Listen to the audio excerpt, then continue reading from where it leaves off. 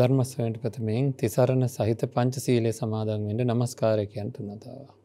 නමෝ තස්ස භගවතු අරහතෝ සම්මා සම්බුද්දස්ස නමෝ තස්ස භගවතු අරහතෝ සම්මා සම්බුද්දස්ස නමෝ තස්ස භගවතු අරහතෝ සම්මා සම්බුද්දස්ස බුද්ධං සරණං ගච්ඡාමි.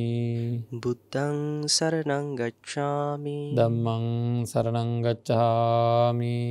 ධම්මං සරණං ගච්ඡාමි සංඝං සරණං ගච්ඡාමි. සංඝං සරණං ගච්ඡාමි ဒ ුතියම්පි බුද්ධං සරණං ගච්ඡාමි. ဒုတိယံ පි බුද්ධං සරණං ගච්ඡාමි ဒ ුතියම්පි ධම්මං සරණං ගච්ඡාමි. ဒုတိယံ පි ධම්මං සරණං ගච්ඡාමි ဒ ුතියම්පි සංඝං සරණං ගච්ඡාමි.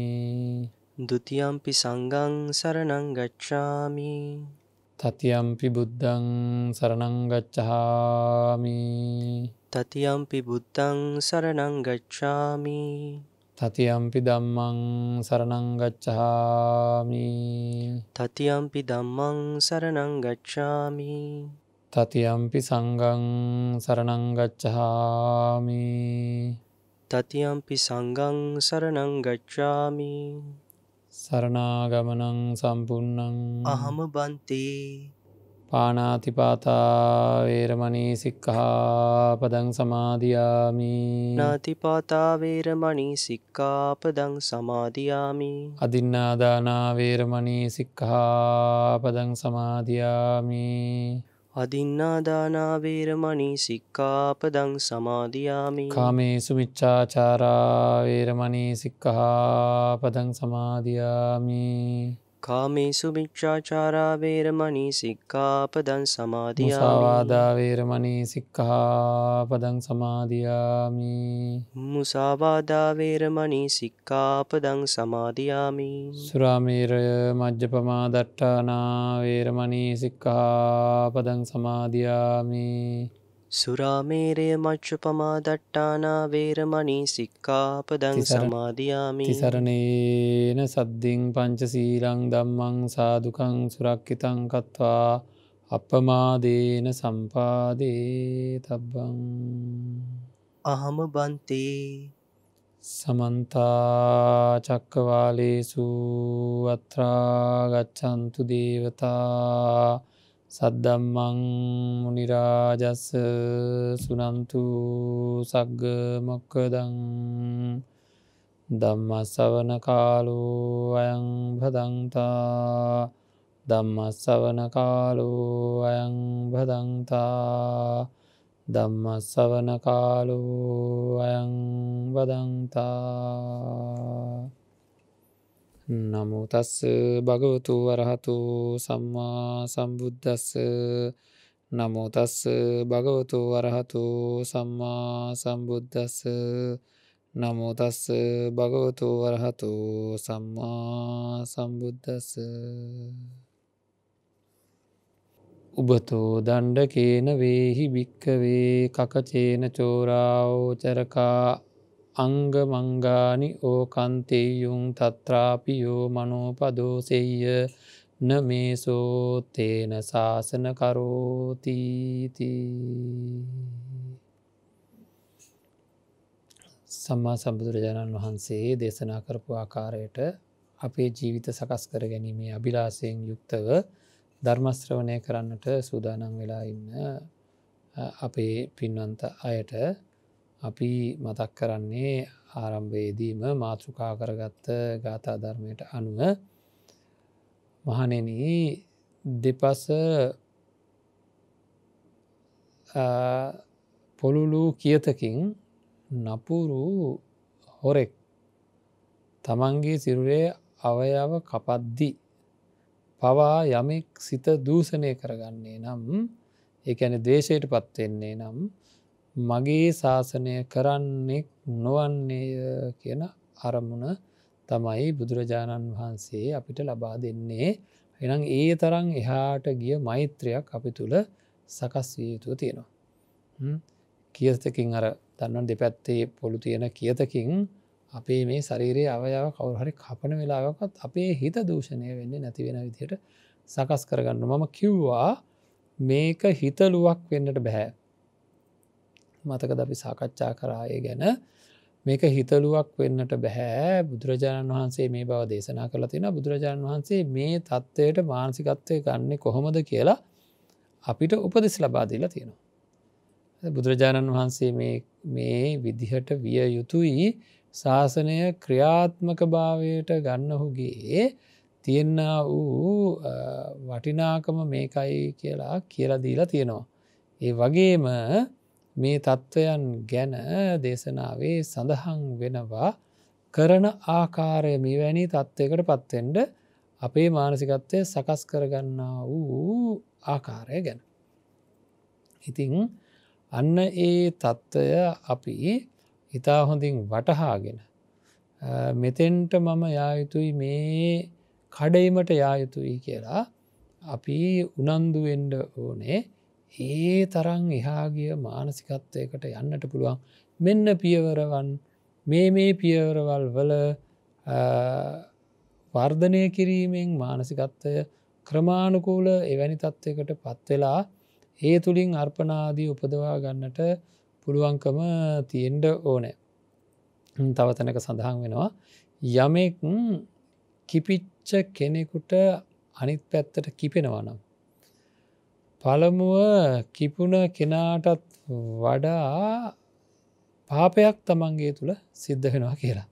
මොකද අර පළමුව කිපිච්ච කෙනා මේ කාරණාවන් සහිතව මොනහරි ගොඩක් ලොකු කාරණාවක් හින්ද වෙන්න පුළුවන් වැරදි අවබෝධයක් හින්ද පුළුවන් මේ කිපිච්ච කෙනා කෙරෙහි කිපෙනකොට.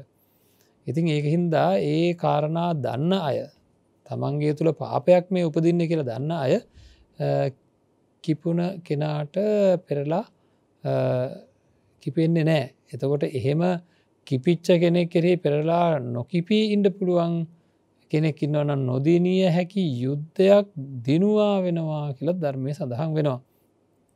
අනිත් එක්කෙනා කිපුණා කියලා දැනගෙන යමෙකුට පුළුවන් නම් සිහියෙන් යුක්තව ඉවසලා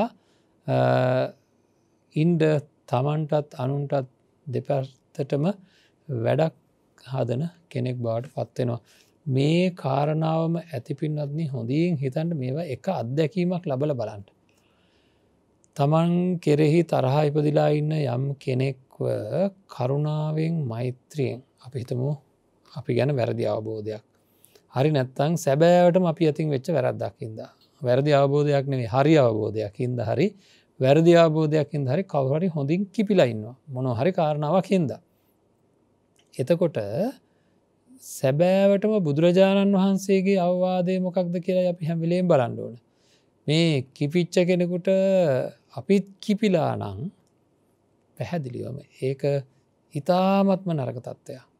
කිපිච්ච කෙනෙක් කෙරෙහි අපිත් කිපිලා නං පැහැදිලිවම ඒක ඉතාම නරක තත්ත්වයක් කියන එක අපි හැම වෙලේම මතකතියා ගණ්ඩ ඕන හැම වෙලේ මතකතියා ගණ්ඩ ඕන ඒක මං තුළ උපදින පාපී ධර්මයක්. එවැනි පාපී ධර්මයන් වලට මම නතු වෙන්නට හොඳ නෑ. හරිද මගේ පැත්තෙන් එහෙම පව් කරගණ්ඩ හොඳ නෑ. ඒ පව්වලින් මම අයින් වෙන්ඩ ඕනේ කියන අදහස තියෙන්ඩුන ඒක හින්දා මං උත්සා ගණ්ඩෝ නෑ. එතකොට හරිර කියන්නේ මොකක්ද දිනන්ඩ අමාරු යුද්ධයක් දිනුවා වෙනවා ඇතකොට කියලා. පැහැදිලිවම මෛත්‍රිය.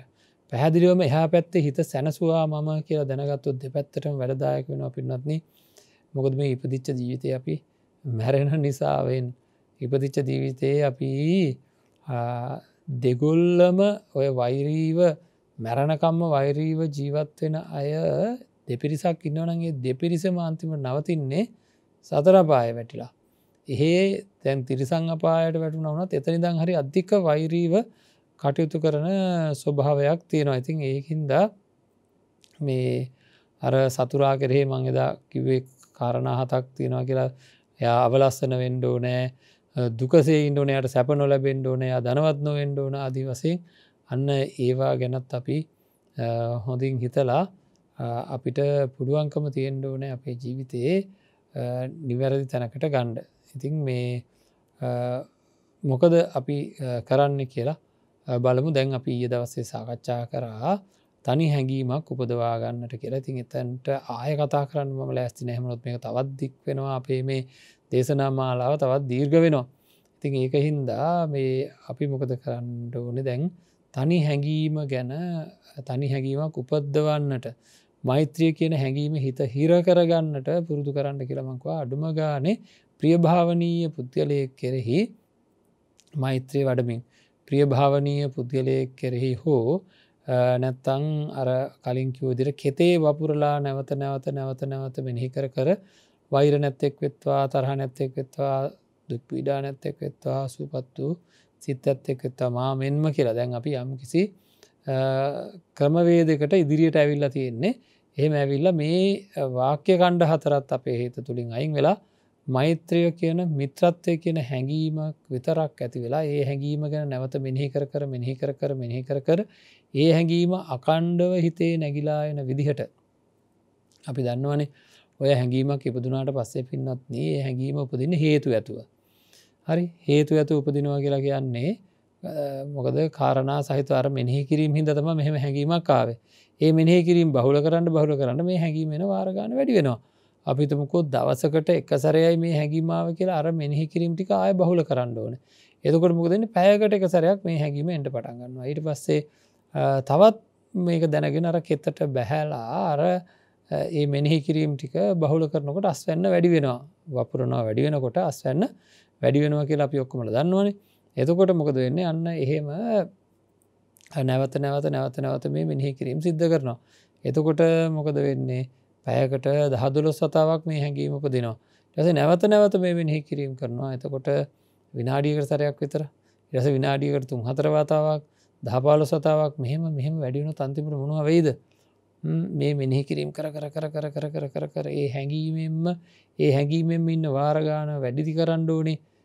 දැන් කොහොම හරි මේ මෛත්‍රී හැඟීම උපදවා ගත්තට පස්සේ ප්‍රිය කෙනෙක් එහෙම නැත්නම් යම් කිසි ප්‍රිය කණ්ඩායමක් ඒ විදිහට බලලා ඒ රට කෙරෙහිම හරි කමන්නේ අර මං කිව්ව ආකාරයට හැඟීම උපදවලා ඒක ඔය විදිහට වර්ධනය කරගෙන අන්තිමට වෙන කිසිදු අකුසල හැඟීමකට එන්නට නොදී මේ හැඟීම විතරක් උපදින්න පටන් ගන්නවා. ඒකයි කිව්වේ හැඟීම වරද්ද ගන්න එපා කියලා. අති ප්‍රිය කෙනෙක් කෙරෙහි මේ හැඟීම ඉපදුනා නම් අපි මෛත්‍රිය කියලා රැවටෙනවා. හරිද? ඒ වගේම මැරිච්ච කෙනෙක් කෙරෙහි මේ හැඟීම ඉපදුනා නම් ඒක සංවේගයක් වෙන්න පුළුවන්. අපි මෛත්‍රිය කියලා රැවටෙනවා. නිවැරදි මෛත්‍රිය කියලා රැවටෙනවා. ඊළඟට ලිංග වශයෙන් විසම ස්වභාවයක් තියෙන කෙනෙක් කෙරෙහි මේ හැඟීම ඉපදුවා නම් සමහර විට ඒක මෛත්‍රිය වෙනුවට ඒකේ රාග මිශ්‍රිත හැඟීමක් තියෙන්නට පුළුවන්. ඒක තුල ලෝභ දේශ මොහ උපදිනවා. ඉතින් ඒවා හින්දා ගැටෙන ගති එනවා. ඒ හැඟීම නිරවුල් වෙන්න ඕන. ඒකින්ද ප්‍රිය භාවනීය ගරු භාවනීය පුද්ගලයෙක් හෝ යම් කණ්ඩායමක් කෙරෙහි මේ හැඟීම උපද්දවාගෙන අන්නේ හැඟීම තමන්ගේ ප්‍රයෝජනයට ගන්නට උත්සාහ කරන්න ඕනේ. හොඳයි දැන් මේ හැඟීම කොහොම හරි ඉපැද්දුවා. ඔය විදිහට බොහෝ වශයෙන් වැඩිපුර කාලයක් මේ හැඟීම එන විදිහට අපේ හිත සකස් කරා කියලා හිතන්න. දැන් මොකද කරන්න ඕන? දැන් අපි දන්නවා ඕක හරියට නිකන් අර අපි කියන්නේ මැණිකක් රකින රජ කෙනෙක් වගේ කියලා. අන්න එහෙම හරියට දරු ගැබක් රකින අම්මෙක් වගේ මේවැනි කුසල හැඟීමක් ඉපදුනාට පස්සේ අපි හරියට පරිස්සම් වෙන්න ඕනේ. මොකද දැන් ඇත්තටම දරු ගැබක් හැටගත්තා කියලා අම්මා කෙනෙක් දැනගත්තට පස්සේ අම්මා වෙනදා කන ඒවා කන්නේ නැහැ. වෙනදා යන ගමන් බිමන් යන්නේ නැහැ. පුදුමාකාර ප්‍රවේශමෙන් මේ දරු ගැබ රකිනවා. අන්න ඒ වගේ මට මෙවැනි කුසල හැඟීමක් ඉපදුනා කියලා තමන්ට දැනෙන්න පටන් ගත්තට පස්සේ පින්වත්නි අනිවාර්යයෙන්ම ඒ හැඟීමට බාධා වෙන ක්‍රියාකාරකම් අපි අතින් සිද්ධ වෙන්න පුළුවන්. අපි හිතමු මෙන්න මෙහෙම උදාහරණයක් විදිහට මොකද මේකේ ප්‍රායෝගික තත්ත්වයකට යන්නට මොන හින්දා මම මේ කියන්නේ හුඟක් අයට මෙවැනි හැඟීම් ඉපදිලා ඒ හැඟීම් අකාලේ නැති වෙලා යනවා. අකලට පර වෙලා යනවා වගේ. අකලට මැරිලා යන තරුණ ජීවිතයක් වගේ. වටිනම ඇත්තටම අකලට මියැදෙන තරුණ ජීවිතයකට වඩා මේ අකලට මැලවෙලා යන මේ වටින හැඟීම හරි අපරාධයක්.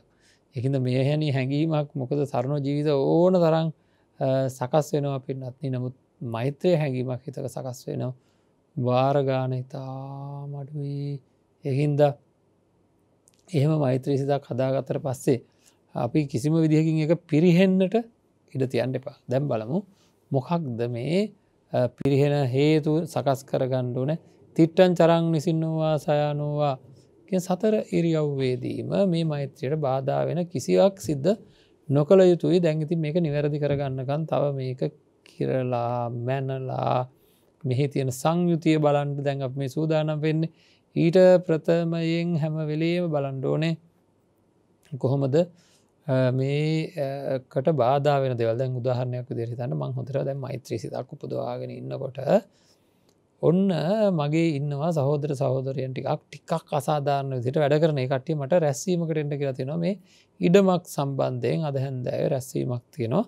මේ සඳහා කතා බහ කරගන්න එන්න කියලා.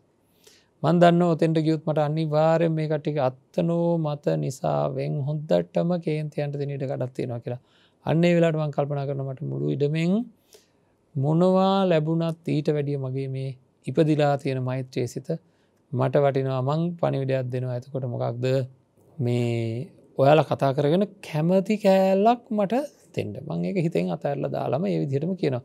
ඉතුරු වෙන මොකක් හරි එකක් මට දෙනවා නම් දෙන්න. ඒක නැති වුණත් කමක් නැහැ. ඔයාලා සාකච්ඡා කරගන්නකෝ කියලා ඒ වගේ පණිවිඩයක් දෙන්න ඕනේ. එවැනි පණිවිඩයක් දෙන්න ඕනේ. එවැනි පණිවිඩයක් දීමෙන් අපිට විශාල ලාභයක් ලැබෙනවා. මොකද ආය සමහර වෙලාවට ඔය ඇතිවෙච්ච මෛත්‍රිය හැඟීම මාස ගානකට ගන්න බෑ පින්නත්නේ. ගෝචර භූමියේ වාසය කරන්න ඕන හැම වෙලේම මතකයින් අපි කතා කරා ගෝචර සම්පජානනය ගැන. ඉතින් ගෝචර සම්පජානනයේ යුක්ත වෙන්න ඕන අපි යම්කිසි කුසලයක් වර්ධනය කරද්දී නැත්තම් කවමදාකවත් අපිට පුළුවන්කමක් නැහැ අවශ්‍ය කරන කඩයිමට යන්න බැරි. ඒකමයි බාධා වෙන්නේ. යන්න බැරි වෙන්න හේතුව මේකයි. මොනවා හරි බාහිර පරිසරයෙන් ලොකු හානිකර දේවල් එනවා. ඒවා එන්නෙත් පුදුමේ කියන්නේ මේ වගේ හොඳ කුසලයක් වර්ධනය කරගන්න කාලෙටමයි. අත්දැකීම් ඇති. මේ පින්නන්ත පිරිසට අත්දැකීම් ඇති. ඒක තමයි ඇත්තටම අපිට අපිව පරීක්ෂා කරගන්න තියෙන අවස්ථාව. මොනම තත්වයකින්වත් මේ හිත දූෂණය කරගන්නේ නැහැ කියන තැන ඉඳගෙන මගහැරිය යුතු තැනදී මගහරින්නට ඕනේ. ධර්මයේ සඳහන් වෙනවනේ ඒක නුවණින් මගහැලිය යුතු තැන. නපුරු ඇතා එනවා දැකලා නපුරු සර්පයා එනවා දැකලා දැන් නපුරු ඇතෙක් ඉස්සරහින් එනවනම් ඒවා කොහෙද මම මේමයි මං එහෙම සත්‍යවාදීව වැඩ කරන කෙනෙක් ඇතාට පුළුවන්කමක් නැහැ මාව විනාශ කරන්න කියලා තමන් එහෙම අධිකතරව යම් ආකාරයක අතිමානයක් ඇති කරගත්තොත් මොකද කරන්නේ? අර ඇතා තමන්ව පොඩි කරලා දාලා යනවා යන්න. ඉතින් ඒවා මගහරින්න උන නුවණින් විමසා මගහරින්න උනේ වගේ නපුරු වචන මගහරින්න ඕන, නපුරු පුද්ගලයෝ මගහරින්න ඕන, පාප මිත්‍රයෝ මගහරින්න ඕන. එතකොට මේ වගේ වෙලාවක මේ මෛත්‍රිය හැඟීමට බාධා වෙන සියලු දේ උපක්‍රමශීලීව මගහැරීමේ දක්ෂතාවය අපිට තියෙන්නට ඕන. උපක්‍රමශීලීව මගහැරීමේ දක්ෂතාවය තියෙන්න ඕන. හරි. දැන් මේ විදිහට සිද්ධ කරමින් කොහොම හරි වීරියෙන් යුක්තව නුවණින් යුක්තව තැනට සුදුසු නුවණින් යුක්තව සිහියෙන් යුක්තව කටයුතු කරලා අපි හිතමුකෝ මෙවැනි මෛත්‍රී හැඟීමක් උපදවාගත්තා. දැන් ඒක හඳුනාගත්තා. ඒක ඔය කියන වෙනත් කිසි දෙයකට බාධාවක් ඇති නොවන තත්ත්වයට Tamanට ඒක වශී කරගන්නට පුළුවන් වෙලා තියෙනවා කියලා හිතන්නකෝ. ඒ කියන්නේ එක දිගට නැවත සකස් වෙන විදිහට හදාගන්න පුළුවන්කම තියෙනවා.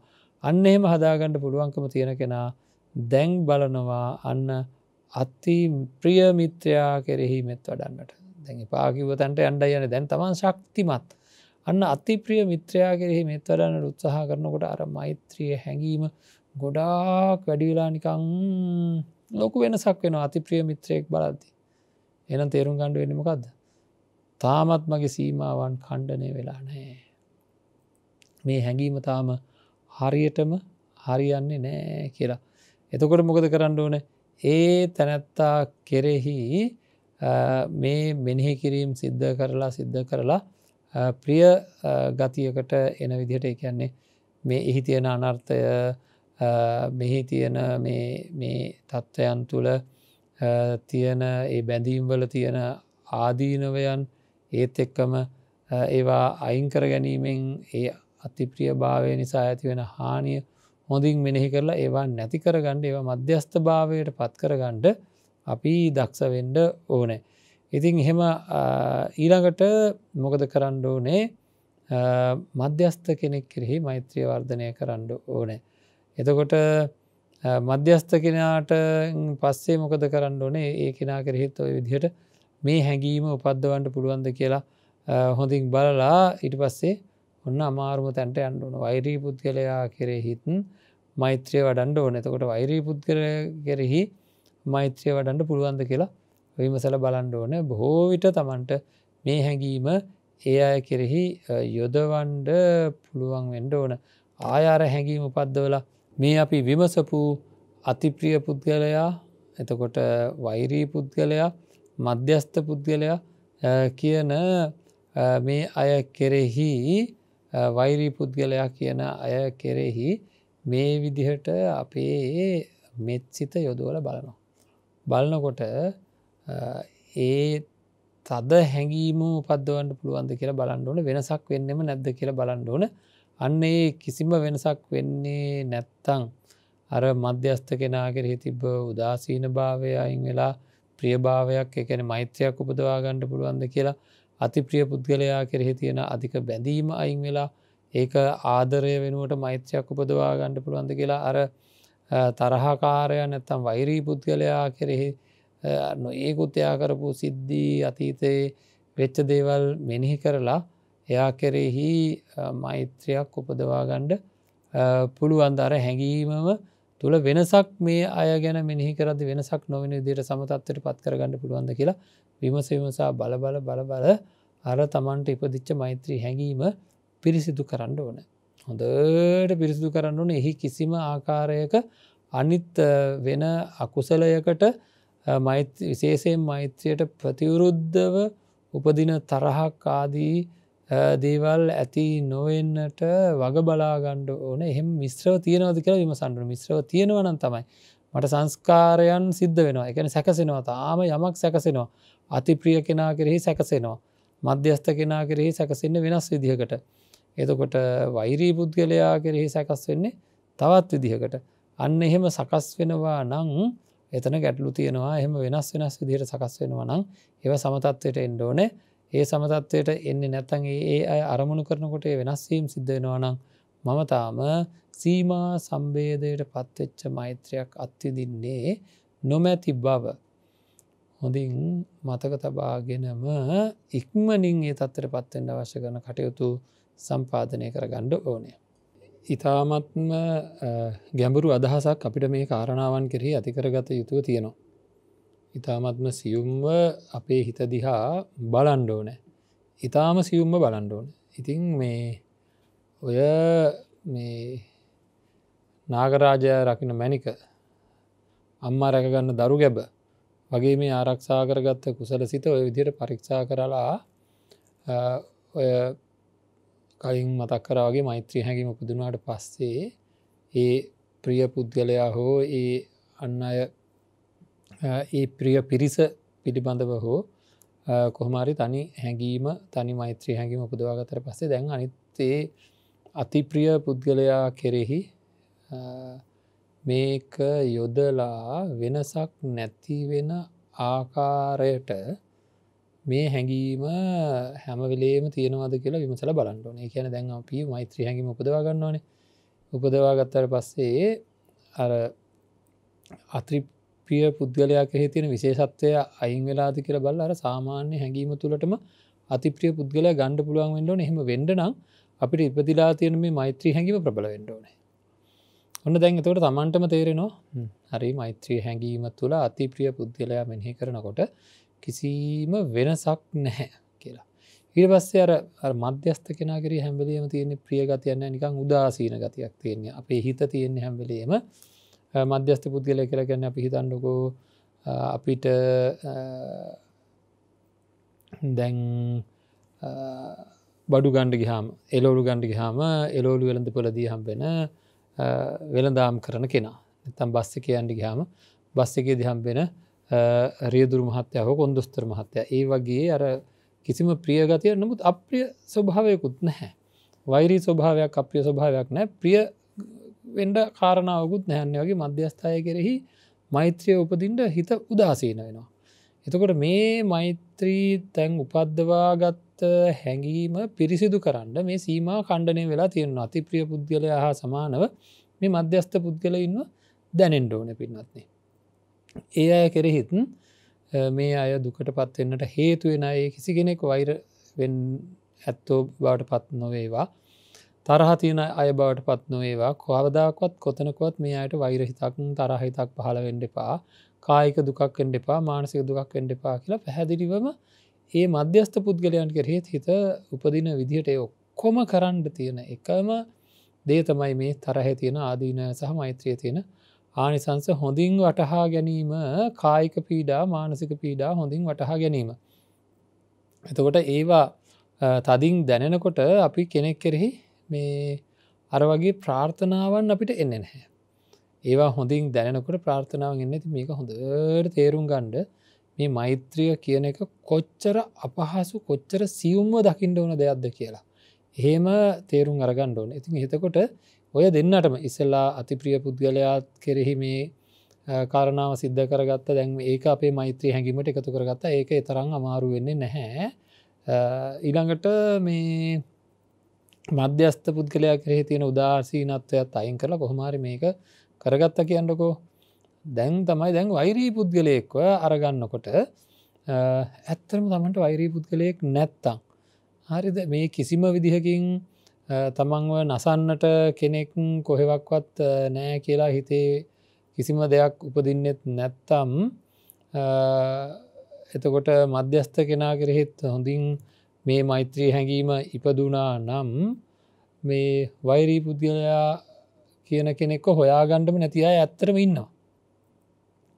හරි අන්න ඒ අය ආයතින් දැම් මේ අමුතුවෙන් වෛරී පුද්ගලයකුට කරන්න කියලා නීතියක් තියෙනවා මේක කොහොමරි කරන්න ඕන අපේ අය වගේ නීති හදාගන්නවා. ඒ කියන්නේ මේක වෛරය තියෙනව නම් වෛරය නැති කරගන්නටයි මේ දේවල් සමහරයි ඉන්නවා. ඇත්තටම වෛරී පුද්ගලයෝ නෑ.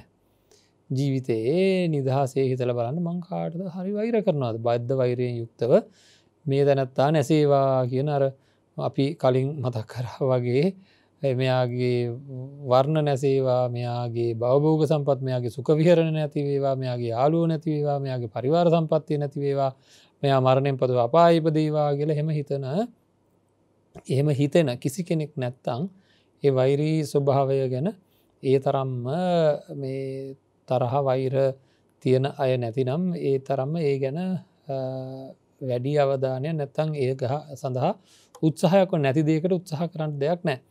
තිහෙමනොත් දිගටම කරගෙනට පුළුවන්. නමුත් ප්‍රශ්න තියෙන්නේ දැන් අපිට එළඹෙන දේ තමයි වෛරී පුද්ගලයෝ ඉන්නවා ගැටෙන පුද්ගලයෝ ඉන්නවා තමන්ගේ නිවසෙත් ඉන්නවා. ඒ අය කෙරෙහි ලොකු ප්‍රශ්නයක් තියෙනවා. මොකද මේ තමන්ගේ පැත්තෙන් තියෙන ගැටලුව. ඉතින් අර කකචූපම උපමාව මේ කියතෙන් කපලදානකොට ඉවසන්ඩ ඕන කියන තැන්ට කිට්ටු කරන්නවත් බෑ ඊට වැඩිය ගොඩක් අඩු දෙයක් මේ තැනැත්තා කරලා තියෙන්නේ. බුදුරජාණන් වහන්සේ දේශනා කරන්නේ ශාසනය නොකරනවා කියලා අරවගේ වෙලාවක හිත දූෂණය කරගත්තොත් මීට වැඩිය ගොඩක් මෙහා මගේ දරුවෙකුට බැන්න හින්දා දන්නවන අපිට කෙනෙක් කෙරෙහි ගැටීම් ඇතිවෙන්ට හේතුවෙන්නේ ඕනම දෙයක් කෙරෙහි ලෝකයේ ගැටීම් ඇතිවෙන්ට හේතුවන්නේ පටික නිමිත්ත සහ අයෝනිසෝ මනසිකාරය ව්‍යාපාදයට හේතුවෙන දේවල් පටික නිමිත්ත ගැටෙන අරමුණ සහ ඒ පිළිබඳව වැරදි මෙනෙහි කිරීම නිසා ඉතාම දැඩි ආකාරයට ඔය වගේ තරහා වෛරය වගේ දේවල් ඉපදිලා තියෙන්නේ. ඉතින් අන්න ඒක දන්න හින්ද මොකද කරන්න ඕන ගැටෙන නිමිත්ත නොගැටෙන්නට අපි වෙනස් කිරීම් කරන්න ඕන. මෙතනදි තමයි අපිට මේ ආගාත පටිවිනය සූත්‍රයේ තියෙන ආකාරයට අපි කෙටියෙන් ඉතා ප්‍රායෝගික කාරණාවක් මේක. ඒ ප්‍රායෝගික කාරණාටික හැබැයි ආය මම කියනවා තමන්ට මෛත්‍රී භාවනාව වර්ධනය වෙන්න නැතන් ඔන්න වෛරකාරයා කෙරෙහි මෛත්‍රිය උපදවා ගන්නට තද බල නොහැකියාවක් ඔය විදිහට තියෙනවා නම් අනිවාර්යෙන්ම අපි උත්සාහ කළ යුතුව තියෙනවා කොයි විදිහකින් හරි මේ තැනත්තා කෙරෙහි ප්‍රසාදයක් උපදවා ගණ්ඩ. ඉතින් බලන්ඩ ඕන වෛරකාරයාගේ ස්වභාවය මොකක්ද කියලා. එයා පැහැදිලිව වෛරකාරයා හෝ ඊටාම තදින් ගැටෙන කෙනා ගෙදර ඉන්න කෙනෙක් වෙන්න පුළුවන්, සමහර නැන්දම්ම වෙන්න පුළුවන්, මාමණ්ඩි වෙන්න පුළුවන්, ලේලියක් වෙන්න පුළුවන්, බෑනෙක් වෙන්න පුළුවන්, දුවෙක් වෙන්න පුළුවන්, පුතෙක් වෙන්න පුළුවන්, අම්මෙක් වෙන්න පුළුවන්, තාත්තෙක් වෙන්න පුළුවන්, සහෝදරයෙක් වෙන්න පුළුවන්. ගෙදරම ඉන්න සමහර අයත් එක්ක අධිකව ගැටෙන ස්වභාවයන් ඕනෑ තරම් තියෙනවා. ඒක හරිම අමාරුයි ඒ වුණාට සාමාන්‍යයෙන් සමාජයේ ඉන්න වෛරකාරයෙකුට වැඩිය නිබඳව ගැටෙන චරිත ඉන්නවා නම් මෙයා මෙන්න මේ જાතිය කෙනෙක් කියලා හරි අමාරුයි. හුඟක් වෙලාවට අපිට වැරදි අවබෝධ තියෙනකොට පින්නන්නේ ආයතනයක හරි ඉක්මනින් ඒවා කතා කරලා විසඳා ගන්නට ලොකු උත්සාහයක් ගන්න ඕනේ. ඉක්මනින්ම ඒවා කතා කරලා විසඳ ගන්න ලොකු උත්සාහයක් ගන්න ඕනේ. ඒ ගැන අපි ලොකු අදහසක් හිතේ තියාගන්නට ඕන. ඒ ගැන අපේ ලොකු අදහසක් හිතේ තියාගන්න ඕන. අන්න ඒක තමයි මේ අත්‍යවශ්‍ය දේ. මොකද මේවා තියාගෙන ජීවත් වීම හරි අපහසුකාරී දේවල් හින්දා ඉක්මනින් නැති කරගන්න. තමන්ගේ පැත්තෙන් මෙනෙහි කරලා වගේම තව ඒ අනුන්ගේ පැත්තටත් කරන්න පුළුවන් දේවල් තියෙනවා. ඉක්මනින් කතා කරලා පොඩ්ඩක් නම්‍යශීලී වෙන විදිහට කතා බහ කරලා යම් කිසි ක්‍රමයක වැරද්දක් තියෙනවා නම් ඒ ක්‍රමවේද සකස් කරලා හැම වෙලෙම අපි හරිම යහපත් ආකාරයට මේ කටයුතු සම්පාදනය කරගන්න ඕනේ. හොඳයි. එහෙම නම් කොහොමද අපි දැන් මෙනෙහි කිරීම වෙනස් කරන්න ඕන? අපි දැන්ට කරපු මොකද පටිඝ නිමිත්ත සහ යෝනිසෝ මනසිකාරය. එතකොට යෝනිසෝ මනසිකාරය පැත්තට අපි මෙනෙහි කරන ආකාරය වෙනස් කරගන්න ඕන. තරහ අඩු වෙන ආකාරය මෙනෙහි කිරීමක්. හැම වෙලෙම කෙනෙක් කෙරෙහි තරහ වැඩි වෙන ආකාරය මෙනෙහි කිරීමක් නෙවෙයි, තරහ අඩු වෙන ආකාරය මෙනෙහි කිරීම. කොහොමද තියෙන්නේ? භික්ෂුන් වහන්සේ නමක් පාංශකූල චීවරයෙන් යැපෙන භික්ෂුන් වහන්සේ නමක් ඒ චීවර මාසයේදී චීවර හොයාගෙන යනකොට පොළොවට යට වෙලා තියෙන පස්වලින් වැහිලා තියෙන රෙදි කෑල්ලක් දැකලා සතුටක් උපදවා ගන්නවා. මට මෙවැනි දෙයක් ලැබුණාය කියලා. මේ කොහෙ තිබ්බ දෙයල්ද මේ පාංශුකූලිකව ගත හැකි දේවල් පසට යට වෙලා තිබ්බ අයිතිකාරයෙක් ගැන කිසි අදහසක් ඇති වෙන්නේ නැති අතහැරලා දාලා තියෙන දේවල්. ඉතින් එහෙම රෙදි කඩක් හම්බුනහම මේකේ තියෙන සුදුසු හරිය ඉතුරු කරලා නුසුදුසු හරිය අයින් කරලා මේ සායනාසික අවධානය යොමු වෙන්නේ සුදුසු කොටසට විතරයි. මේ සායනාසික අවධානය යොමු වෙන්නේ සුදුසු කොටසට විතරයි. අන්න ඒක ඒ ටික වෙන් කරලා ගන්නවා වගේ. මොකද කරන්න ඕනේ? යම්කිසි කෙනෙක් කයෙන් ගොඩාක් වැරදි කරනවා, හැබැයි වචනයෙන් වැරදි කරන්නේ නැහැ. ඒ කියන්නේ එයා ප්‍රාණඝාත කරනවා, අදත්තාදාන කරනවා, කාමයේ වර්ධව හැසිරීම කරනවා, තව නොයෙකුත් ආකාරයේ කායික ක්‍රියාවන් නරක විදිහට කරනවා. හැබැයි එයා කොතනකදීවත් එයාගේ වචනය බොරු කියන්නේ නැහැ. එයා වැරද්දක් කරපුවම වැරද්ද කියලා මට කියන ස්වරූපයක් තියෙනවා. කේලම් කියන්නේ නැහැ, පරුස වෙන්නේ නැහැ. හොඳයි. ඉතින් ඒ වගේ වචනයෙන් කරන නැති වැරදි හොඳ දේවල් තියෙනවා. එතකොට හුඟක් අයට අවධානය යොමු වෙන්නේ අර වැරදි කරන දේ ගැන. අන්න බලන්න එතන තමයි තියෙන්නේ අර රෙදි කඩේ උපමාව. රෙදි කඩේ දිර්ලා ගියේවා සෞතු වෙච්ච දේවල් තියෙනවා. ඒ ටික අයින් කරලා හොඳ ටික ගන්නවා වගේ අපේ අවධානය, අපේ හිතේ අවධානය යොමු කරන්න ඕනේ අන්න අර චූටි කොටසට. අර අපේ අවධානය යොමු වෙන්නේ නැති වචනයෙන් එයා හොඳයි, එයා කරුණාවන්ත වචන භාවිතා කරනවා, හොඳ වචන භාවිතා කරනවා කියලා ප්‍රසාදය උපදවා ගන්නට ඕනේ. ඒතරේ ප්‍රසාදය උපදින තුරු එයාගේ හොඳ පැත්ත ගැන මෙනෙහි කරන්න ඕනේ. ඒක හරි අමාරු වැඩක් ප්‍රායෝගිකව. මොකද අපේ හිත નિરાයාසයෙන් පුරුදු වෙලා තියෙන්නේ නරක ටික දිහා බලන්නමයි. එතකොට ඒක හිතන්න පුළුවන් තව ක්‍රමයක් තියෙනවා. මෙයාගේ දැන් අපේ ගෙදරම ඉන්න කෙනෙක් කියන්නකෝ. එයා දැන් එයාගේ ක්‍රියාවන් නරක වුණාට එයාගේ වචන හොඳයි, වචනත් නරක වුණා නම් එයා කොච්චර නරකද?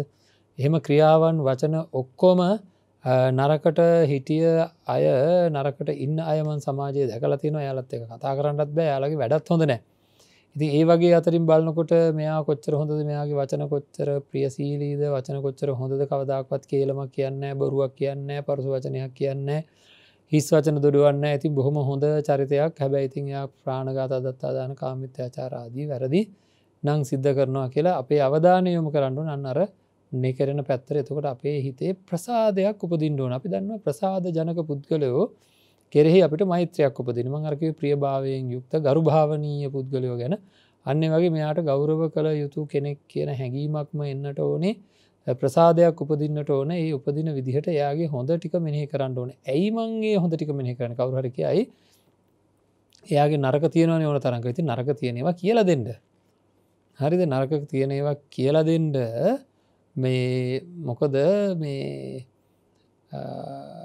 ඒ නරක තියෙන ඒවා නැති කරන්න අවශ්‍ය කරන කටයුතු කරගන්න තමන්ගේ හිතේ ප්‍රසාදය උපදවා ගන්න. මේ කෙනෙක්ගේ හොඳ දැකලා එයාගේ නරක ගැන කිසිම වචනයක් කතා නොකර නිවට විදිහට ඉන්න කියලා නෙවෙයි මේ කියන්නේ. මම එයාගේ වැරදි වැඩ ගැන ඍජුව සහ මෘදුව කතා කරනවා. එයාට ඒවා කියනවා. එයාට ඒවා හදාගන්න අවශ්‍ය කරන වැඩපිළිවෙලත් හදලා දෙනවා. හැබැයි මම එයාගේ ගැන ප්‍රසාදය උපදවාගෙන තමයි මේක කරන්න ඕනේ. මේවා හරි ප්‍රායෝගික දේවල් කරන්න පුළුවන් දේවල්. ඒ ප්‍රසාදය උපදවාගෙන කරන්න ඕනේ. මම පළවෙනියෙන්ම පරිස්සම් වෙනවා මාව මගේ පැත්ත පරිස්සම් කරන. අර ඉස්සර ඉන්නවනේ ඔය යකදුරු. ඉතින් අපි කතාවට අහලා තියෙනවා. එයා යනවා යක්කු එලවන්න. යක්කු එලවන්න යනකොට තමන්ගේ ගෙදර ආරක්ෂා කරලා යන්නේ. ඇයි? නැත්තම් මේ සතු තමන්ගේ ගෙදර අයට කරදර කරනවා. ඉතින් අනුන්ගේ යකා එලවන්න යන්නේ තමන්ගේ ගෙදර ආරක්ෂා කරගෙන. ඒ වගේ අනුන්ගේ අයහපත නැති කරන්න අවශ්‍ය කරන වැඩ සකස් කරලා දෙන්නට යන්න ඕනේ. තමන්ව ප්‍රවේශම් කරගෙන විශේෂයෙන් මේ සමාජ සේවාවන් ආදී ඒ ස්වේච්ඡාවෙන් කරන සේවාවන් කරද්දී පවා හැමෝම බලන්න මට මාව පරිස්සම් කරගෙන කරන්න පුළුවන්. සමහර අය නිකන් ගෙදරට වෙලා ඉන්නතු සමාජ සේවා කරන්නට යනවා. ගිහිල්ලා මම මෙච්චර සේවයක් කරා මේ මිනිස්සු මට කිසිම දෙයක් කරේ නැහැ කියලා අවසාන කාලේ හරියට ගැටීම් ඇති කරගන්නවා. ඉතින් අන්තිමට ප්‍රතිඵලය මොකද්ද? කරපු හොඳවල පින් ටික Tamanට තියෙනවා. හැබැයි බොහෝ අකුසල් රැස් කරගන්නවා. බොහෝ අකුසලයන්ගෙන් හිත පිරෙනවා. මේ අයට හරි අසාධාරණයක් වෙන්නේ. ඒ කියන්නේ අකුසල් වලින් හිත පිරෙනවා. මේ අනිත් අය ගැන නිවැරදි ආකාරයට බලන්නට පුරුදු නොවීම නිසාවෙන්. වැඩි වටිනාකමක් දෙන්න ඕන අපේ හිත රැක ගැනීම පිළිබඳව. ඒක නිසා ඒ ගැන මෙනෙහි කරලා ඥාන සම්ප්‍රයුක්තව මට ඕන වෙන මොකක්වත් නෙවෙයි. මම මෙයාට අවශ්‍ය කරන මෙයාගේ වැරදි මම දකිනවා. මගේ අවධානය යොමු කරන්නේ මම මෙයාගේ හොඳ වචන කෙරෙහි මෙයා කෙරෙහි ප්‍රසාදය උපදවාගෙන තමයි මම මෙයාව නිවැරදි කරන්න යන්නේ. ඒකත් අනිත් එක අපේ පින්වත්නි සාමාන්‍ය ජීවිතයේදී අත්‍යවශ්‍ය දෙයක් බවට පත් වෙනවා. මේ ප්‍රසාදය උපදවාගෙන උපදෙස් දෙන්නට යෑම අපේ හිත කුපිත කරගෙන දූෂිත කරගෙන අපි කාට හරි උපදෙසක් දෙන්නට ගියොත් අන්න එතනදී අත්දැකීම් තියෙනවනේ. අන්න එවැනි අවස්ථාවක් මොකක්ද වෙන්නේ? නොකිය යුතු දේ කියනවා, කිය යුතු දේ කියවෙන්නේ නැහැ. නොකළ යුතු දේ කරනවා, කළ යුතු දේ මතකයටවත් එන්නේ නැහැ. ඒවා වැහිලා යනවා. මොකද අකුසලයෙන් හිත පිරීලා නම් කෙනෙක් කෙරෙහි අකුසලයෙන් හිත පිරීලා නම් අපිට උපදේශක්වත් දෙන්න ගියාම මේක අන්තගාමී වෙනවා. අන්තයකට ගිය ගමන් ඡන්ද, දේශ, බය, මෝහ කියන මේ සතර අගතියට ගිහිල්ලා නම් මම ප්‍රශ්නයක් විසඳන්නට යන්නේ. ඒ ප්‍රශ්නයේදී මට කවදාකවත් සාධාරණ උත්තරේ පේන්නේ නැහැ. සාධාරණ උත්තරය වැහෙනවා. සාධාරණ කියලා කියන්නේ සාධාරණ සහ නිවැරදි කියන පැහැදිලිවම නිවැරදි විසඳුමක් තියෙනවා හැම දෙයකටම. අන්නේ නිවැරදි විසඳුම වේගෙන් වැහිලා යන්නේ ඇයි? මෝහය, අහිරිකය, අනෝතප්පය, උද්ධච්චය කියලා කියන මේ නරක චෛතසික හතර හැම අකුසලයක් එක්කම උපදින නිසාවෙන්. ඉතින් ඒවා ගැන හොඳින් තේරුම් අරගෙන අපි මොකද කරන්න ඕනේ? යම් ගැටලුවක් වෙන වෙලාවක ප්‍රසාදයෙන් යුක්තව ඒ ගැටලුවට අදාළ පුද්ගලයන් දෙස බලන්නට පුරුදු වෙන්න ඕනේ. එතකොට අපිට ජීවිතේ හැම තැනකදීම විශාල ලාභයක් ලබා ගන්න පුළුවන්. හොඳයි. ඒ තමයි කයෙන් වැරදි කරන වචනය හොඳ අය කෙරෙහි මෛත්‍රිය උපදවා ගන්න අවධානය යොමු කරන හැටි. ඊළඟට කය හැසිරවීම ඊටාම හොඳයි. කිසිම වෙලාවක හොරකමක් කරන්නේ නැහැ, ප්‍රාණඝාතයක් කරන්නේ නැහැ, කාමයේ වර්ධවා හැසිරීමක් නැහැ. හැබැයි ඉතින් වචන නම් ගන්නම දෙයක් නැහැ. ඒ අයට අපි සාමාන්‍යයෙන් කියනවා මේ සාමාන්‍ය ව්‍යවහාරෙද්දී කියනවා මම හිතන වෙලාවකට සමහරවල් නිවෙස් වල ඉන්න ගැන තමයි වැඩිපුර ඔය විදිහට කියන්නේ මේ අප්පෝ ඔක්කොම හොඳයි කටනේ හොඳ නැත්තේ කියලා. එහෙම කියනවා. කට ඇරියොත් නම් ඉතින් වැඩක්ම නැහැ. කට තමයි හොඳ නැත්තේ ඉවරක් නැහැ කියලා කියන්නේ. ඇත්තටම සමහර අය ඉන්නවා කිසිම විදිහකින් කාටවත් හානි වෙන ආකාරයේ ප්‍රාණඝාත, අදත්තාදාන, කාමමිත්‍යාචාර ආදී කයෙන් කෙරෙන වැරදි කිසිවක් කරන්නේ නැහැ. හැබැයි කට ඇරියොත් බොරුවක් කියලා දානවා, නිකන් ඔය නොමිලේ කියනවා වගේ බොරු කියලා දානවා. ඒ වගේම කේලනුත් කියනවා, පරුස වචන එමට කියනවා, ඒ වගේම හිස් වචන කියනවා. මේවෙන් එකක් හරි කරනවා ටිකක් අද බල විදිහට. අන්න ඒ වෙලාවට හුඟක් අයට අවධානය යොමුවෙන්නේ අයියෝ මොනවා කරත් වැඩක් නැහැ, මේ මනුස්සයා කට හොඳ නැහැනේ කියලා ඉවරලා ඒ මනුස්සයා අයින් කරලා දාන ස්වභාවයකට එන්නේ තමන්ගේ හිතෙන්. ඉතින් එයාගේ වැරදි වචන භාවිතය තියෙන එක අයින් කරන්න දෙන්න ඕන උපදේශක් අපිට දෙන්නට පුළුවන්කම තියෙනවා නම් ඒ උපදේශ අපි දෙන්න උත්සාහ කරන්න ඕනේ. හැබැයි හොඳට බලා ගන්නට ඕනේ අපේ අවධානය යොමු යුත්තේ කොහෙටද කියලා. අර කලින් වගේම තමයි එයාගේ කායික ක්‍රියාවන් හොඳයි, වාචසික පැත්ත තමයි හොඳ නැත්තේ. දැන් මොකද කරන්නේ? හරියට මෙන්න මේ වගේ දිය සෙවල් වලින් වැහිලා තියෙන පොකුණක් තියෙනවා. අධික පිපාසාවෙන් එන කෙනෙකුට මේ පොකුණ දකිනවා. එයා මේ පොකුණට කරවටක් බැහැගෙන අර දියසෙවල් පාසී ඔක්කෝම අයින් කරලා තමන්ගේ අවශ්‍යතාවය ඇති කරගන්නවා. ජලය පානය කරන්නට අරවා අයින් කරලා ජලය පානය කරනවා. අන්න ඒ වගේ කියලයි ඔය ආඝාත පටිවිණය සූත්‍රයේ සඳහන් කරලා තියෙන්නේ. යමෙකුගේ පැත්තෙන් කායික වශයෙන් හොඳ තත්ත්වයක් තියෙනවා, වාචසික වශයෙන් හොඳ නැහැ. ඉතින් එතකොට අපේ අවධානය යොමු කරන්න ඕනේ අර පාසි අයින් කරලා වතුර බිව්වා වගේ අපේ අවධානය යොමු කරන්න ඕනේ කායික වශයෙන් මෙයා ඊටාම නිවැරදිව කටයුතු කරනවානේ කියලා අපේ හිතේ ප්‍රසාදය උපදින්න ඕන. ප්‍රසාදය කියලා කිව්වහම දන්නවනේ හිතේ ප්‍රසාදය ඉපදුනහම, ඒ කියන්නේ ප්‍රියභාවය ඉපදුනහම ඒ කෙනා කෙරෙහි මෛත්‍රියක් තියෙනවා. අප්‍රසාදය කියන එක දන්නවනේ. ඒ අප්‍රසාදයේ ප්‍රතිවිරුද්ධ දේ තමයි ප්‍රසාදය කියලා කියන්නේ. අප්‍රසාදය ඇති වුනහම මූණ බලන්නේ නැහැ. සාමාන්‍යයෙන් ගන්නකො ඒ ක්‍රියාකාරකම් අප්‍රසාදයක් කෙනෙක් කෙරෙහි ඇති වෙච්ච කෙනෙක් අපේ ඉදිරියට අරමුණක් විදිහට ආපුවාම අපි ඒ අරමුණත් එක්ක හරියට ගැටෙනවා. අප්‍රසාදයේ ඇති වෙච්ච කෙනෙක් අපේ ඉදිරියට අරමුණක් විදිහට ආපුවාම අපි ඒ අරමුණත් එක්ක හරියට ගැටෙනවා පින්නත් නේ. ඉතින් එන්න ඒ අප්‍රසාදය ඇති වෙලා තියෙන කෙනෙක් කෙරෙහි ප්‍රසාදය උපදවා ගන්නට අර විදිහට එයාගේ මොනවා හරි හොඳක් තියෙන පැත්තකට අපේ අවධානය යොමු කරලා බලන්න කොච්චර ප්‍රායෝගිකද මේ කියලා. සමහරවිට අපිට හොඳ දේවල් ගොඩක් හම්බ වෙනවා. නරකයි කියලා හිතාගෙන හිටියට එයාගේ ඔය වගේ එක්ක වචනයෙන් වැරදි කරන අයගේ කයෙන් හොඳ ඒවා අහු වෙනවා, කයේ වැරදි කරන අයගේ වචනයෙන් හොඳ විදිහට ක්‍රියාත්මක වෙනවා කියලා අපිට අහු වෙනවා. අන්න එතකොට මොකද කරන්නේ? අන්න ඒ ටික ගැනම මෙනෙහි කරලා හිතේ තියෙන අප්‍රසාදය දුරු කරලා ප්‍රසාදය උපදවා ගන්න ඕනේ. හිතේ තියෙනා වූ අප්‍රසාදය දුරු කරලා ප්‍රසාදය උපදවා ගන්න ඕනේ. ඒ දෙවෙනි ක්‍රමය. ඒතර අන්න අර වෛරී සිත් නැති වෙලා යන්න ඕනේ. ඊළඟට තමයි මේ අයටත් ඇති ප්‍රශ්නයක්.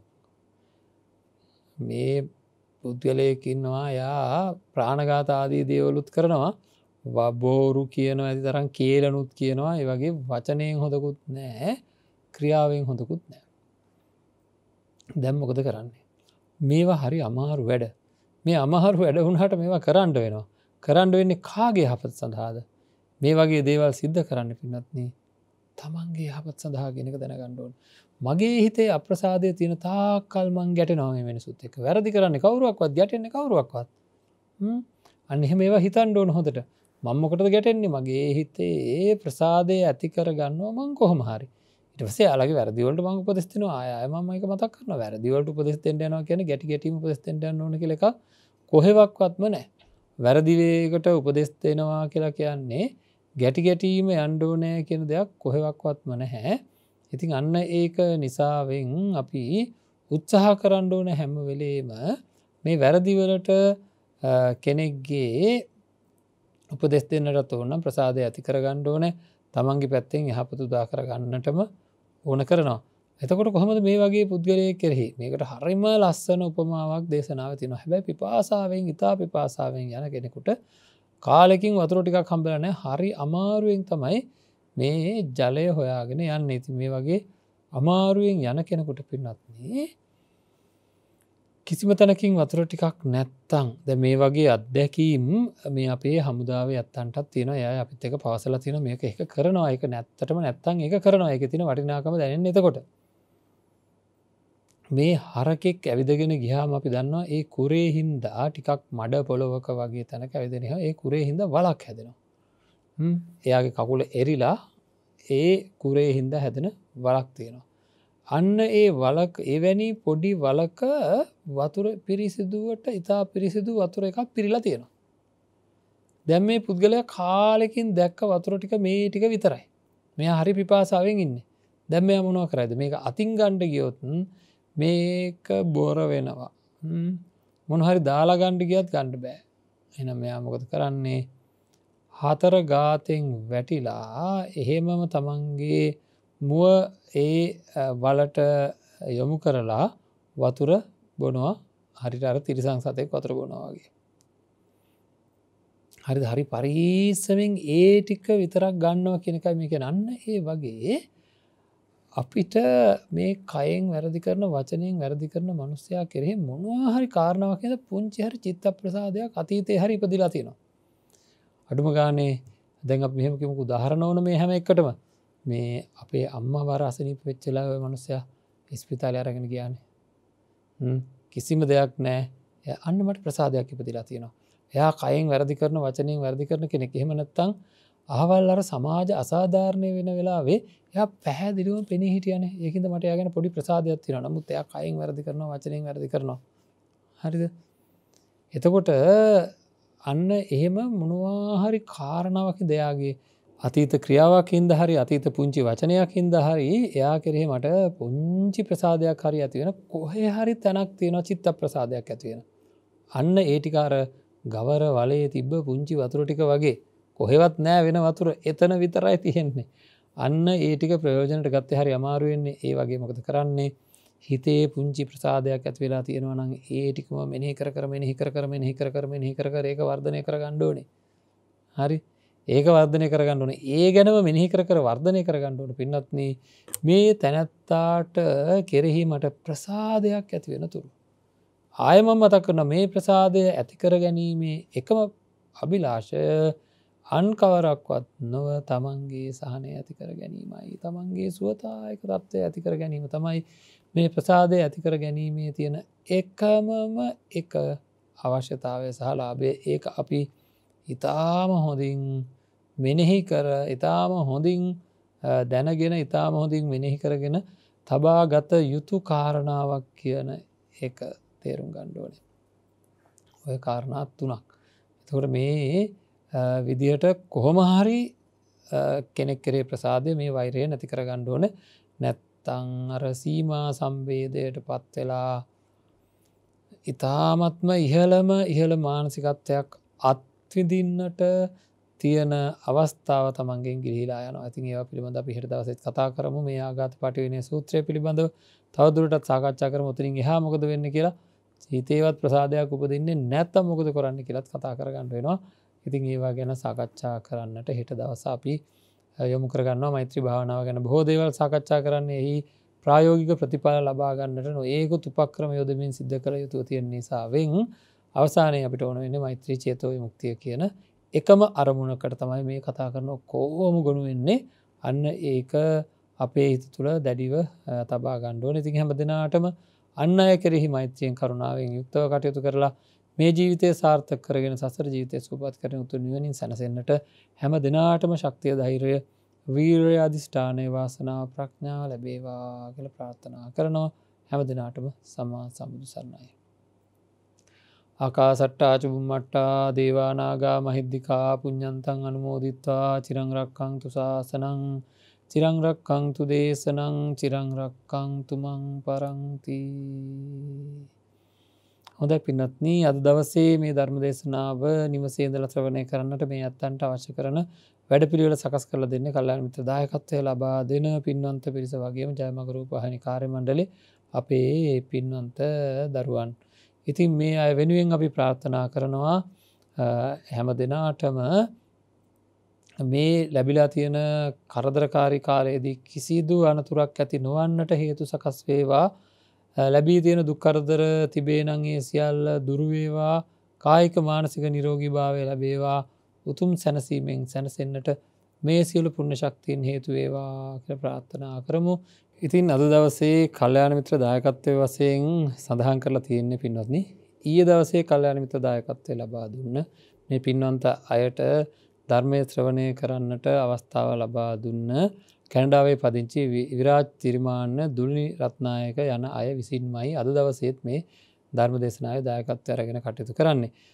මීට වසර 10කට ප්‍රථම මිය පරලෝ යන්නට යෙදුන ජිනසේන තිරිමාන්න ආදරණීය පියාණන්ට, මීට මාස 6කට පෙර මිය පරලෝ ගිය විජයරත්න රත්නායක පියාණන්ට, මීට වසර 31කට පෙර මිය පරලෝ ගිය ලලිතා පද්මිනී තිරිමාන්න ආදරණීය මෑණියන්ට වගේම මීට වසර 21කට පෙර මිය පරලෝ යන්නට යෙදුන ලලිත් තිරිමාන්න ආදරණීය සහෝදරයාට පුණ්‍ය අනුමෝදනා වේවා කියන අරමුණෙන් තමයි මේ පවුල්වල මේ පරලෝකීය ඒ පින්වන්ත අයට ජිනසේන තිරිමාන්න, විජයරත්න රත්නායක, පත්මිනී තිරිමාන්න, ලලිත් තිරිමාන්න ඇතුළු ඒ සියලුම ඥාති මිත්‍රාදීන්ට පුණ්‍ය අනුමෝදනා වේවා කියලා අපි ප්‍රාර්ථනා කරනවා. සුගතිගාමී වේවා, සුගතියෙන් සුගතියටපත් වේවා.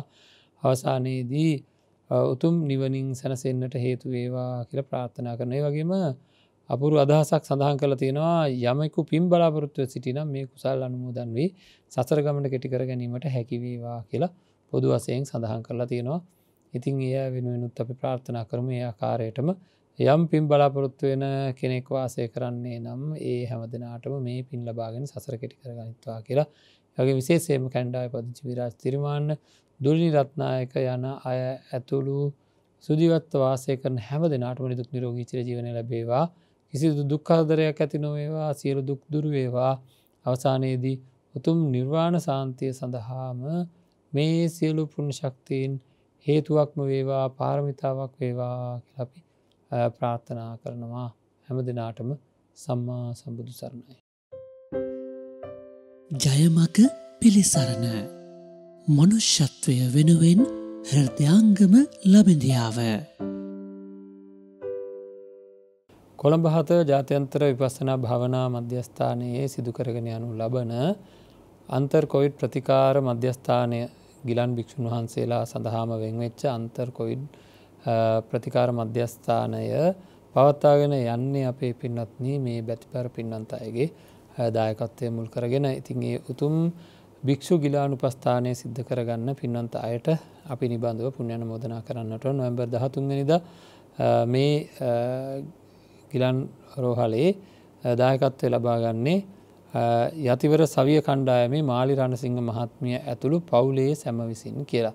ඉතින් වෙනදා වගේම විශාල දායකත්වයක් ලබා දෙන මේ කටයුතු සඳහා විශේෂයෙන් ස්වාමීන් වහන්සේලාගේ බොහෝ කටයුතු වලදී අතිවිශාල මෙහෙයක් සිද්ධ කරන යතිවර සවිය කණ්ඩායම, ඒ කණ්ඩායමේ මාලි රණසිංහ මහත්මිය ඇතුළු පවුලේ සැම දෙනා තමයි මේ අද දවසේ මේ කොවිඩ් රෝහලේ දායකත්වය ලබා ගන්නේ. මාලි රණසිංහ මහත්මියගේ පවුලේ සියලු දෙනාටත් යතිවර සවිය කණ්ඩායමේ සියලු දෙනාටත් නිදුක් නිරෝගී චිරජීවනයේ උදා වේවා කියන අරමුණෙන්. ඉතින් අපි ප්‍රාර්ථනා කරමු විශේෂයෙන්ම යතිවර සවියේ ඒ සියලු කණ්ඩායමට ඒ වගේම අද දවසේ දායකත්වය දරන මාලි රණසිංහ මැතිණියගේ පවුලේ සියලු දෙනාටමත් නිදුක් නිරෝගී චිරජීවනය ලැබේවා. මේ ව්‍යසනකාරී කාලයේදී කිසිදු අනතුරකටපත් නොවන්නට හේතු වේවා, දීර්ඝායුෂ වේවා, නිදුක් නිරෝගී චිරජීවනය ලැබේවා කියලා ප්‍රාර්ථනා කරනවා. වගේම මේ හැම දිනාටම උතුම් ධර්මාවබෝධය සඳහාම මේ දායකත්වය හේතු වේවා. මේ නමින් මේ පරලෝකීය සියලුම ඥාති මිත්‍රාදීන්ටද මේ සියලු පුණ්‍ය ශක්තියින් සුගතියෙන් සුගතියට පත්වන්නට හේතු වේවා.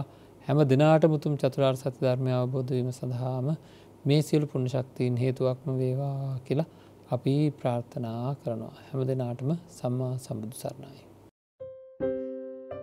ජයමග පිළිසරණ මනුෂ්‍යත්වය වෙනුවෙන් හෘදයාංගම ලබඳියාව. මෙවැනි වටිනා ධර්මදේශනා නැරඹීමට ජයමග TV YouTube නාලිකාව සබස්ක්‍රයිබ් කර සීනුව ලකුණ ක්ලික් කරන්න.